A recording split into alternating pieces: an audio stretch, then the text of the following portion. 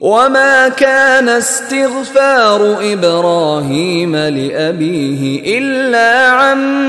موعدة وعدها إياه فلما تبين له أنه عدو لله تبرأ منه ان ابراہیم لأواہ حلیم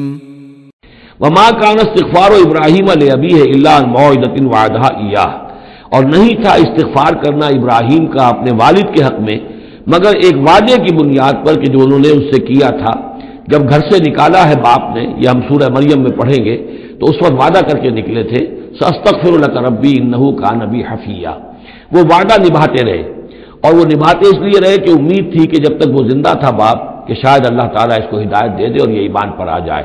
لیکن جب اس کی موت واقع ہو گئی تو انہوں نے استغفار بند کر دیا، اس لیے کہ اب ثابت ہو گیا کہ وہ در حقیقت کفر کے اوپر اڑا رہا اور موت جب واقع ہو گئی تو اب تو توبہ کا دروازہ بند ہو چکا۔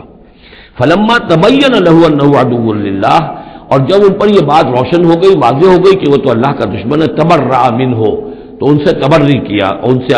اعلان بیزاری کر دیا۔